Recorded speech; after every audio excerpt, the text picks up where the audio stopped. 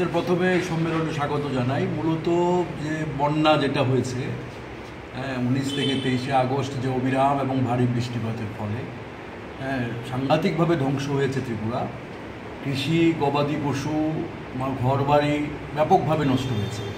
33 জনের উপরে মারা গেছে, 2 জন নিখোঁজ, আহত বেশ কয়েকজন, এবং আহত বেশ কয়েকজন তাদের নাম এখনও নথিভুক্ত হয়নি। যেমন অমরপুরের দেববাড়ি উজ্জ্বল কুমার জমাতিয়া, তার একটা হাত পুড়ে গেছে একদম, বিদ্যুতে লেগে, বাচ্চাদের সে রেস্কিউ করছিল এবং তাকে কিন্তু এখনও কোনো ক্ষতিপূরণ সে পায়নি।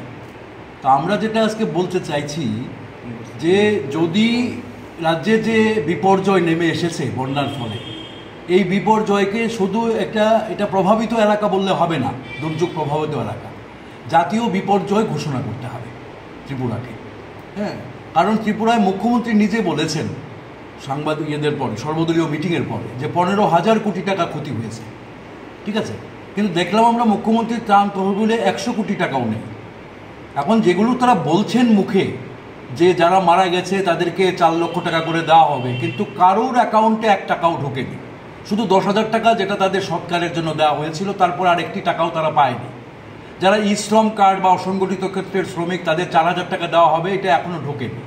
যারা কৃষক, যাদের জমি নষ্ট হয়ে গেছে সম্পূর্ণভাবে, কৃষকদের এই জমি সে নতুনভাবে জল নেমে গেছে, এখন চিত্রটা পরিষ্কার। তো কাজে এখন তাকে যে জমি আবাদ করার জন্য যে পয়সাটা দরকার, সেই টাকা এখনও ঢোকানো হয়নি। তো আমরা আজকে 7টি দাবির কথা বলছি, যেটা আমরা সরকারের গোচরে নিতে চাইছি, এবং যে বিধানসভার অধিবেশনে চলছে সেখানেও বন্যার প্রশ্নে এই প্রশ্নগুলি আসা উচিত বলে আমরা মনে করি। যে রাজস্ব দপ্তরের উচ্চ পর্যায়ের তদন্ত কমিটি গঠন করতে হবে। কারণ যেভাবে তারা পঞ্চায়েতে অ্যাপ্লিকেশন তারা নিচ্ছে, এতে প্রকৃত ক্ষতিগ্রস্তদের তালিকা কোনোভাবেই প্রণয়ন হতে পারে না, এবং প্রকৃত ক্ষতিগ্রস্তরা চিহ্নিত হতে পারে না। এটা রেভিনিউ ডিপার্টমেন্টের কাজ। কাজেই রাজস্ব দপ্তরকে উচ্চ পর্যায়ে তদন্ত কমিটি করে গ্রামে গ্রামে কী কী ক্ষতি হয়েছে তার তথ্য সংগ্রহ করতে হবে এবং ক্ষতিপূরণের ব্যবস্থা করতে হবে। এবং এখানে আমরা নির্দিষ্ট করে বলছি যে কৃষি জমি এবং কৃষক এবং কৃষি শ্রমিক যাদের ক্ষতি হয়েছে, সেই ক্ষেত্রে আমরা বলবো যে কৃষকদের দীর্ঘমেয়াদী সুদহীন 5 লক্ষ টাকা করে দিতে হবে তার জমিটাকে প্রস্তুত করা এবং চাষবাস করার জন্য। যেটা জমি প্রস্তুত করার জন্য দেবে, এটা তো এককালীন দেবে, কিন্তু 5 লক্ষ টাকা দীর্ঘমেয়াদী ঋণ দিতে হবে। আমরা এখানে বলছি যে যাদের ঘর একেবারে সম্পূর্ণ নষ্ট হয়েছে, সেই পরিবারকে 5 লক্ষ টাকা দিতে হবে, এবং যাদের আংশিক ক্ষতি হয়েছে তাদেরকে 3 লক্ষ টাকা দিতে হবে। তাহলে হয়তো সে ঘুরে দাঁড়াতে পারবে। মানুষ এখন আত্মবিশ্বাসী হয়েছে যে আমরা ঘুরে দাঁড়াবো, কিন্তু যে পরিমাণে ধ্বংস হয়েছে সেখানে যদি সবাই মিলে সাপোর্ট না করে, কারণ আমরা শুরু থেকে দেখছি যে আমরা জানি যে IMD, ইন্ডিয়ান মেটেরোলজিক্যাল ডিপার্টমেন্ট, সে আবহাওয়া বার্তা দিয়েছিল যে ত্রিপুরায় অবিরাম বৃষ্টি হবে, কিন্তু সরকার সেই সতর্ক বার্তাকে জনগণের কাছে পৌঁছায়নি। কেন্দ্র কি রাজ্য, তারা সম্পূর্ণভাবে ব্যর্থ হয়েছে, যে কারণে এত ক্ষতি হয়েছে, এতটা ক্ষতি নাও হতে পারত। দ্বিতীয়ত আমরা বলছি যে কেন্দ্র মাত্র 40 কোটি টাকা দিয়েছে, ক্ষতি হয়েছে 15,000 কোটি টাকা। বলছেন সারা রাজ্য এফেক্টেড এরিয়া, তাহলে টাকা কোথায়? মানুষের কাছে টাকা যাচ্ছে না কেন? মানুষ কেন খাদ্য বস্তু পর্যন্ত ঠিকভাবে পাচ্ছে না, ওষুধপত্র পাচ্ছে না? ত্রাণ শিবিরও ছিল না, এখন বাড়িতে গেছে, বের করে দেওয়া হয়েছে ত্রাণ শিবির থেকে। এখন আমি আপনাকে গার্দাংয়ের ছবিটা বলছি। গার্দাংয়ে আপনার টোটাল যে পরিবারগুলো আছে, এর মধ্যে 20 থেকে 22টি পরিবার তারা এখন বাড়িতে শিবিরে আছে। এর মধ্যে 6টি পরিবারের ঘর বাড়ি কিচ্ছু নেই, 2 পরিবারের 7 জন মারা গেছে। 10,000 টাকা করে SDM টাকা দিয়েছে সৎকারের জন্যে, আর কোনো টাকা তারা পায়নি। আর এই 6টি পরিবার যে বাড়িতে যাবে, কোনো উপায় নেই, কিচ্ছু নেই, বাড়ির কোনো চিহ্ন নেই। তাহলে ওই পরিবারের বাড়ি তৈরি করার জন্য, তাদের খাওয়া দাওয়ার জন্য ব্যবস্থা কোথায়?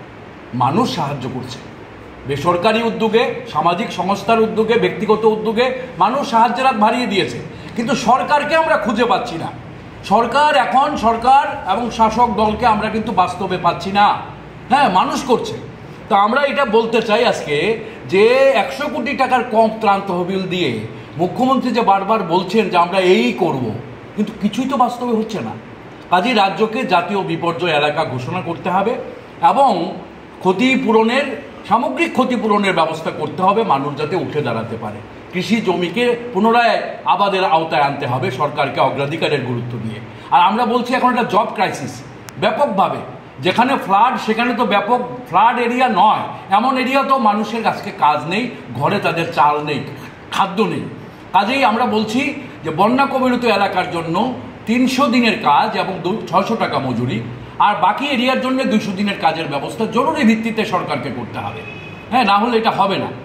আর এই আমরা বলছি যে আপনার এখনই যে যারা মাইক্রো ফিন্যান্স কোম্পানিগুলো আছে, হ্যাঁ, এবং বিভিন্ন ঋণ আছে গরিব পরিবারগুলো, এই ঋণগুলো যাতে এখন চাওয়া না হয়, সরকারকে ব্যবস্থা নিতে হবে যাতে ঋণ এবং কিস্তি যেটা দিতে হয় তাদের, হ্যাঁ, যদি এটা চাপ দেয় তাহলে মানুষের আত্মহত্যা ছাড়ার পথ থাকবে না।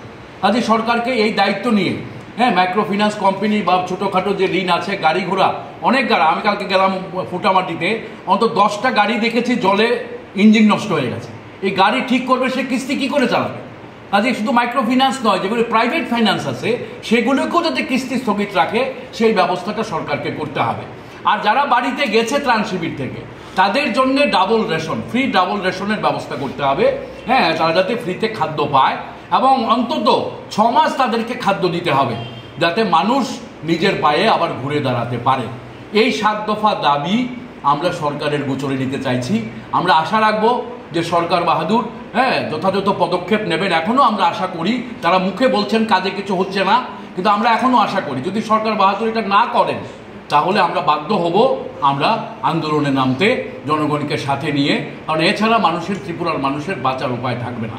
হ্যাঁ, এই বার্তাটাই আমরা আপনাদের মাধ্যমে রাজ্যের মানুষের কাছে নিতে চাই। ধন্যবাদ।